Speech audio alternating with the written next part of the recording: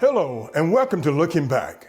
Looking Back is a show about revisiting the past, the way we lived, how we were educated, and the influences of our churches and our communities. On this episode, we're going back to January 1948, when local newspapers announced a new Negro hospital in Enterprise, Alabama. Join us now for Looking Back.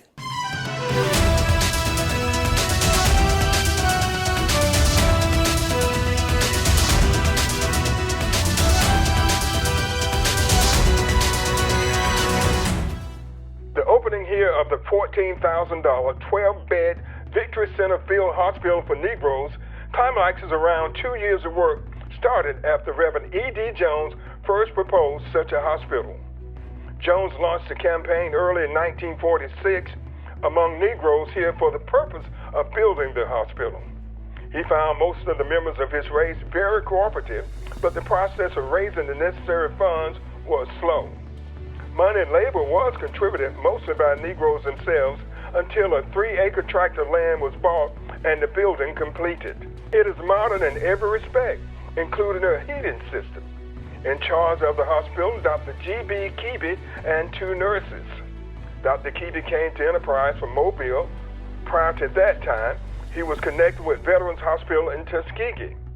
He comes to Enterprise recommended as being qualified as a surgeon and as the head of the hospital. This is regarded as a forward step for the Negro citizens of Enterprise.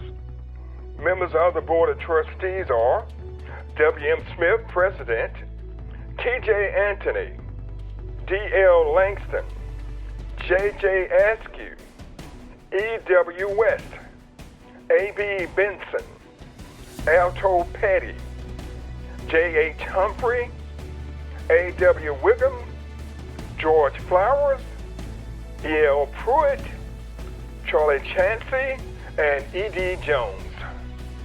Victory Center Field Hospital is the largest hospital in the lives of thousands of colored citizens of Southeast Alabama and is the most important hospital in their lives too, because it represents a milestone on the road of progress and achievement which these people are making in taking advantage of opportunities to improve their condition.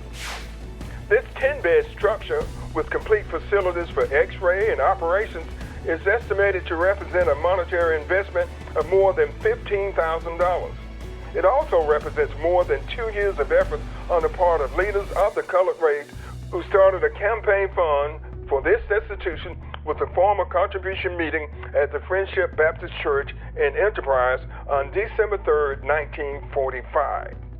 The first step yielded a total of $136 in cash.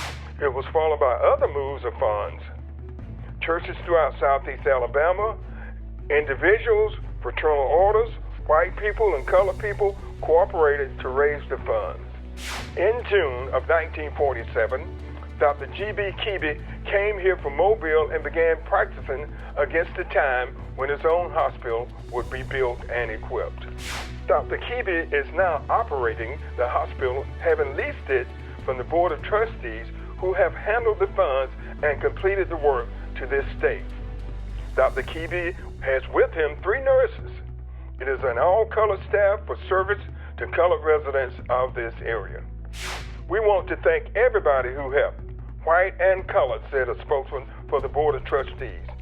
We don't actually know the names of all of those who have helped.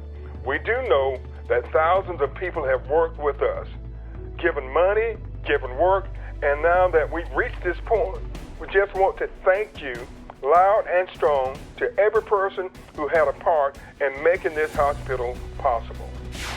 The building is of concrete block construction equipped with propane gas heating equipment. The 10 beds are arranged in 2 wards, one for male and one for female. There are no private rooms. 5 operations have already been performed at the hospital. It was stated, and other patients are awaiting their turn for treatment of this kind. We feel this will be a help to white people too, said Reverend W.M. Smith, because every case that it cares for will take that much burden off white hospitals and white doctors. It is also a known fact that self-help is the most valuable kind of help.